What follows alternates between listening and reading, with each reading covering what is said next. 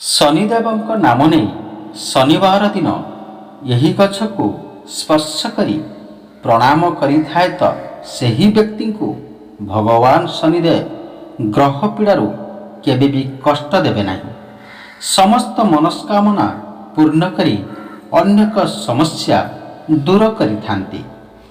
ଭଗବାନ ଶନିଙ୍କୁ ନ୍ୟାୟର ଦେବତା ବୋଲି କୁହାଯାଏ।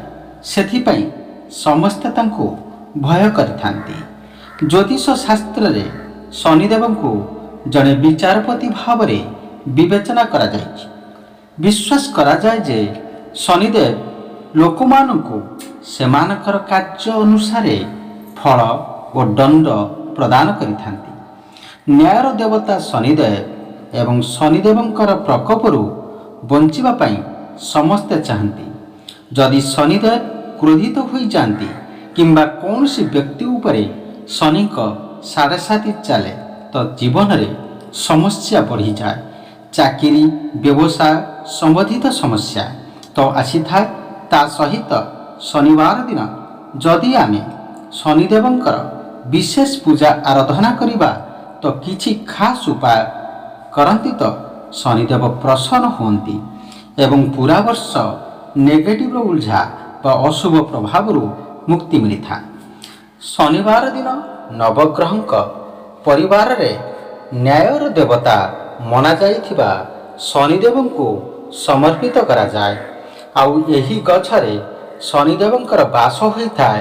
ଶନିବାର ଦିନ ଯେଉଁ ମନୁଷ୍ୟ ନିୟମିତ ଏହି ଗଛକୁ ସ୍ପର୍ଶ କରିବ ତାର ସବୁ କାର୍ଯ୍ୟ ସଫଳ ହେବ ଆଉ ଶନିଦେବଙ୍କର କୌଣସି ପୀଡ଼ା ହେବ ନାହିଁ। ଯେଉଁ ବ୍ୟକ୍ତି ସକାଳୁ ସକାଳୁ ଉଠି ଓସ୍ତ ଗଛକୁ ସ୍ପର୍ଶ କରି ପ୍ରଣାମ କରିଥାଏ ତ ସେହି ବ୍ୟକ୍ତିଙ୍କୁ ଗ୍ରହ ପୀଡ଼ାରୁ କେବେ ବି କଷ୍ଟ ହେବ ନାହିଁ। ସମସ୍ତ ସମସ୍ୟା ଦୂର ହୋଇଯିବ। ଭଗବାନ ହନୁମାନଙ୍କୁ 11ଟି ଓସ୍ତପତ୍ର ନେଇ ସବୁ ପତ୍ରକୁ ସଫା କରିଦିଅନ୍ତୁ। ସେଥିରେ ସିନ୍ଦୁର ତେଲରେ ରାମ ଲେଖନ୍ତୁ ଆଉ ଏହି ପତ୍ରକୁ ଭଗବାନ ହନୁମାନଙ୍କୁ ମାଳା କରି ପିନ୍ଧାଇ ଦିଅନ୍ତୁ। ଜୀବନରେ ବହୁତ କଷ୍ଟ ଦୂର ହୋଇଯିବ।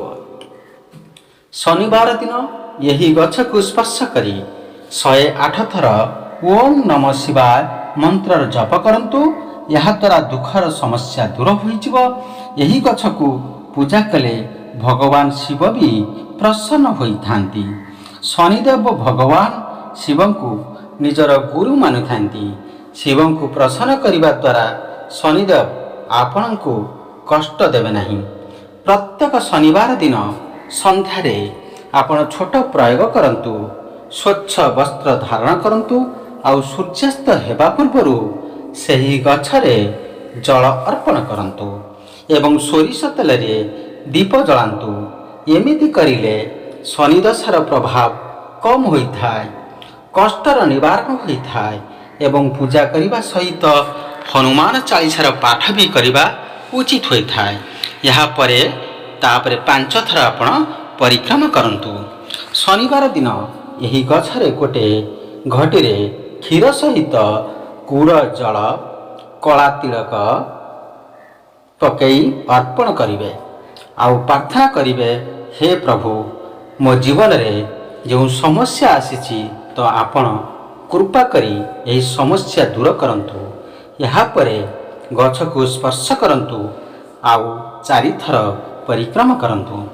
ଶନିବାର ଦିନ ସୂର୍ଯ୍ୟାସ୍ତ ପୂର୍ବରୁ କୌଣସି ବି ଅସ୍ତ ଗଛ ପାଖକୁ ଅଳ୍ପ ହଳଦୀ ନେଇ ସେହି ଗଛରେ ନିଜର ମନସ୍କାମନା ଲେଖନ୍ତୁ। ଆପଣଙ୍କର ଯାହା ବି ଇଚ୍ଛା ପୂରଣ ହୋଇଯିବ। କୌଣସି ମନ୍ଦିର ଯାଇ ରାଧାକୃଷ୍ଣ ମୁକୁଟରେ ମୟୂର ଚନ୍ଦ୍ର ଚନ୍ଦ୍ରିକା ଲଗାଇବା ପରେ 40 ଦିନ ପରେ ସେହି ମୟୂର ଚନ୍ଦ୍ରିକା ଆଣି ଘରେ ପଇସା ରଖୁଥିବା ସ୍ଥାନରେ ରଖିବା ଦ୍ୱାରା ଆର୍ଥିକ ଲାଭ ପ୍ରାପ୍ତ ହୋଇଥାଏ। ଘରେ ମୟୂର ଚନ୍ଦ୍ରିକା ରଖିବା ଦ୍ୱାରା କୌଣସି ଦୃଷ୍ଟି ଶକ୍ତି ଘରେ ପ୍ରବେଶ କରିପାରିନଥାଏ ଏବଂ ଘରେ ସକାରାତ୍ମକ ଶକ୍ତିର ପ୍ରଭାବ ଅକ୍ଷୁର୍ଣ୍ଣ ରହିଥାଏ। ମୟୂର ଚନ୍ଦ୍ରିକା ଘରର ଉତ୍ତର ପଶ୍ଚିମ କୋଣ କିମ୍ବା କାନ୍ଥରେ ଲାଗିକରି ରଖିବା ଦ୍ୱାରା ରାହୁଙ୍କର ଖରାପ ପ୍ରଭାବ କମ୍ ହୋଇଥାଏ ଏବଂ ପରିବାରର ଲୋକଙ୍କର ସ୍ୱାସ୍ଥ୍ୟ ମଧ୍ୟ ଭଲ ରହିଥାଏ। ଚାନ୍ଦିର ତାବିଜ ଭିତରେ ମୟୂର ଚନ୍ଦ୍ରିକା ରଖି ନବଜାତ ଶିଶୁକୁ ପିନ୍ଧାଇବା ଦ୍ୱାରା ମଙ୍ଗଳକାରୀ ହୋଇଥାଏ ଏବଂ ଖରାପ ନଜର ଅର୍ଥାତ୍ ଦୃଷ୍ଟି ଦୋଷ ଲାଗିନଥାଏ।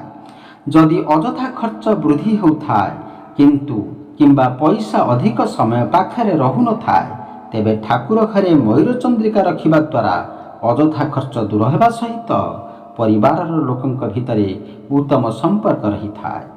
ତକିଆ ତଳେ 7ଟି ମୟୂର ଚନ୍ଦ୍ରିକା ରଖି ଶୋଇବା ଦ୍ୱାରା ମଙ୍ଗଳକାରୀ ହୋଇଥାଏ ଏବଂ ଜାତକରେ ଥିବା କାଳସର୍ପ ଦୋଷ ଦୂର ହେବାର ସାହାଯ୍ୟ କରିଥାଏ। ଆର୍ଥିକ ସ୍ଥିତି ମଜବୁତ କରିବା ପାଇଁ ହେଲେ କାର୍ଯ୍ୟାଳୟ ଦକ୍ଷିଣ ପୂର୍ବ ଦିଗରେ ମୟୂର ଚନ୍ଦ୍ରିକା ରଖିବା ଦ୍ୱାରା ଅର୍ଥ ଅଭାବ ଦୂର ହୋଇଥାଏ ଏବଂ ଅଟକିଥିବା ଧନ ପ୍ରାପ୍ତ ହୋଇଥାଏ। ଯେଉଁ ମହିଳାମାନଙ୍କର କଣ୍ଠ କୋମଳ ଏବଂ କଥାବାର୍ତ୍ତା ଧୀର ହୋଇଥାଏ, ସେମାନେ ଅତ୍ୟନ୍ତ ଭାଗ୍ୟଶାଳୀ ମହିଳା ହୋଇଥାନ୍ତି। ଯେଉଁ ମହିଳାମାନେ ଆସ୍ତିକ, କ୍ଷମାଶୀଳ, ଦାନଶୀଳ, ବୁଦ୍ଧିମାନ ଏବଂ କର୍ତ୍ତବ୍ୟପରାୟଣ, ସେମାନେ ସାକ୍ଷାତ ଲକ୍ଷ୍ମୀ ସ୍ୱରୂପ ଅଟନ୍ତି। ଯେଉଁ ମହିଳାମାନେ ଘରକୁ ଆସୁଥିବା ଅତିଥିଙ୍କୁ ଆଦରପୂର୍ବକ ସତ୍କାର କରନ୍ତି, ସେମାନେ ଅତ୍ୟନ୍ତ ଭାଗ୍ୟଶାଳୀ ହୁଅନ୍ତି। ଯେଉଁ ମହିଳାମାନେ ସକାଳ ଓ ସନ୍ଧ୍ୟାରେ ଘରେ ଦେବୀ ଦେବତାଙ୍କୁ ଧୂପ ଦୀପ ଦେଇ ପୂଜା କରନ୍ତି, ସେମାନେ ଭାଗ୍ୟବତୀ ହୋଇଥାନ୍ତି। ଯେଉଁ ମହିଳାଙ୍କର ଗାଲ ଗୋଲ, ସୁନ୍ଦର ଏବଂ ଶିର ଦେଖାନଯାଏ, ସେମାନେ ଦୈବ୍ୟ ଗୁଣଯୁକ୍ତ ମହିଳା ହୋଇଥାନ୍ତି। ଯେଉଁ ମହିଳାଙ୍କର ଓଠ 2 ଆଙ୍ଗୁଳି ସୁନ୍ଦର ଓ ମାଂସାଳ, ତେବେ ସେମାନେ ସୌଭାଗ୍ୟଶାଳୀ ମହିଳା ହୋଇଥାନ୍ତି। ଯେଉଁ ମହିଳାଙ୍କର ବେକ 4 ଆଙ୍ଗୁଳି ବିଶିଷ୍ଟ, ସୁନ୍ଦର ଓ ସୁଢଳ, ସେମାନେ ଉତ୍ତମ ଲକ୍ଷଣଯୁକ୍ତ ମହିଳା ହୋଇଥାନ୍ତି। ବନ୍ଧୁଗଣ, ଏ ପର୍ଯ୍ୟନ୍ତ ଆପଣମାନେ ଯଦି ଭିଡ଼ିଓକୁ ଲାଇକ୍ କରିନାହାନ୍ତି, ପ୍ଲିଜ୍ ଭିଡ଼ିଓକୁ ଲାଇକ୍ କରିଦିଅନ୍ତୁ। ଚ୍ୟାନେଲରେ ନୂଆ ଥିଲେ ଚ୍ୟାନେଲକୁ ସବସ୍କ୍ରାଇବ୍ କରି ରଖନ୍ତୁ ଏମିତିଆ ନୂଆ ନୂଆ ଭିଡ଼ିଓ ଦେଖିବା ପାଇଁ। ଯେଉଁ ମହିଳାଙ୍କର ବେକରେ ଘଣ୍ଟିକା ଉଚ୍ଚା ହୋଇଥାଏ, ସେମାନେ ସୌଭାଗ୍ୟଶାଳୀ ମହିଳା ହୋଇଥାନ୍ତି। ଯେଉଁ ମହିଳାମାନଙ୍କର ବେକରେ 3ଟି ରେଖା ପଡ଼ିଥାଏ, ସେମାନଙ୍କ ସ୍ୱାମୀ ଐଶ୍ୱର୍ଯ୍ୟଶାଳୀ ହୋଇଥାନ୍ତି। ଯେଉଁ ମହିଳାଙ୍କର ନାକର ଅଗ୍ରଭାଗ ଅଳ୍ପ ଲମ୍ବିଥାଏ, ସେମାନେ ବହୁତ ସୁଖ ଓ ସୌଭାଗ୍ୟ ପ୍ରାପ୍ତ ହୋଇଥାଏ। ଶରୀରର ବିଜ୍ଞାନ ଅନୁସାରେ ଯେଉଁ ମହିଳାଙ୍କର ମୁହଁ ଟିକେ ଛୋଟ ହୋଇଥାଏ, ସେମାନେ ପୁରୁଷଙ୍କ ପାଇଁ ବହୁତ ମଙ୍ଗଳକାରୀ ଅଟନ୍ତି। ଯେଉଁ ମହିଳାଙ୍କର ଓଠ ମଝିରେ ରେଖା ଦେଖାଯାଏ, ସେମାନେ ଅତ୍ୟନ୍ତ ସୌଭାଗ୍ୟଶାଳୀ ମହିଳା ହୋଇଥାନ୍ତି। ଯେଉଁ ମହିଳାମାନଙ୍କର ପାଟିରେ ଉପର 16ଟି ଏବଂ ତଳେ 16ଟି ଦାନ୍ତ କ୍ଷୀର ପରି ସଫା ଥାଏ, ସେ ସ୍ୱାମୀର ପ୍ରିୟ ହୋଇଥାନ୍ତି। ଯେଉଁ ମହିଳାଙ୍କର ଜିଭ ପତଳା, ଲାଲ ଏବଂ କୋମଳ ହୋଇଥାଏ, ସେମାନଙ୍କୁ ଉତ୍ତମ ପତି ଏବଂ ସୌଭାଗ୍ୟ ପ୍ରାପ୍ତ ହୋଇଥାଏ। ଯେଉଁ ମହିଳାମାନେ ହସିବା ବେଳେ ପାଟି ଅଳ୍ପ ଖୋଲେ ଏବଂ ଦାନ୍ତ ଦେଖାଯାଏ ନାହିଁ, ସେ ସ୍ୱାମୀଙ୍କ ପାଇଁ ସୌଭାଗ୍ୟ ଆଣିଥାନ୍ତି। ବନ୍ଧୁଗଣ, ଭିଡ଼ିଓ ଭଲ ଲାଗୁଥିଲେ ଭିଡ଼ିଓକୁ ନିଶ୍ଚିତ ଭାବରେ ଲାଇକ୍ କରିବେ ଏବଂ ଚ୍ୟାନେଲରେ ନୂଆ ଥିଲେ ଚ୍ୟାନେଲକୁ ନିଶ୍ଚିତ ଭାବରେ ସବସ୍କ୍ରାଇବ୍ କରି ରଖିବେ। ଯେଉଁ ମହିଳାଙ୍କର ହାତ ପାପୁଲି କୋମଳ ଏବଂ ହାତରେ ପଦ୍ମ, ପତାକା, ମାଛ ଏବଂ ଶଙ୍ଖ ଚିହ୍ନ ଥାଏ, ସେମାନଙ୍କର ସ୍ୱାମୀ ଧନବାନ ହୋଇଥାନ୍ତି। ଯେଉଁ ନାରୀର ନାଭି ପାଖରେ ତିଳ ଚିହ୍ନ ରହିଥାଏ, ସେମାନଙ୍କର ଭାଗ୍ୟରେ ସମସ୍ତ ପ୍ରକାର ଭୋଗବିଳାସ ଏବଂ ଉତ୍ତମ ସ୍ୱାମୀ ମଧ୍ୟ ପାଇଥାନ୍ତି। ଯେଉଁ ନାରୀର ମଥାରେ ତିଳ ଚିହ୍ନ ରହିଲେ, ସେହି ନାରୀ ବହୁତ ଧନବାନ ପୁରୁଷକୁ ବିବାହ କରିଥାନ୍ତି ଏବଂ ତାର ସ୍ୱାମୀ ଅତ୍ୟନ୍ତ ଗୁଣମାନ ମଧ୍ୟ ହୋଇଥାନ୍ତି। ମଦ ଓ ଗଞ୍ଜେଇ ନିଶା ଛାଡ଼ିବାକୁ ହେଲେ ବାଇଗଣ ପତ୍ରର ରସ 3 ଚାମଚ ଲେଖାଏଁ କିଛି ଦିନ ସେବନ କଲେ ଏହା ଦୂର ହୋଇଥାଏ। ବନ୍ଧୁଗଣ, ଏହା କରନ୍ତୁ ଏବଂ ମାନନ୍ତୁ, ଆପଣମାନଙ୍କର ନିଶ୍ଚିତ ମଙ୍ଗଳ ହେବ ଏବଂ ଆପଣମାନଙ୍କର ସମସ୍ତ ସମସ୍ୟା, ସମସ୍ତ ଦୁଃଖ ଦୂର ହେବ। ଆପଣମାନଙ୍କ ପାଇଁ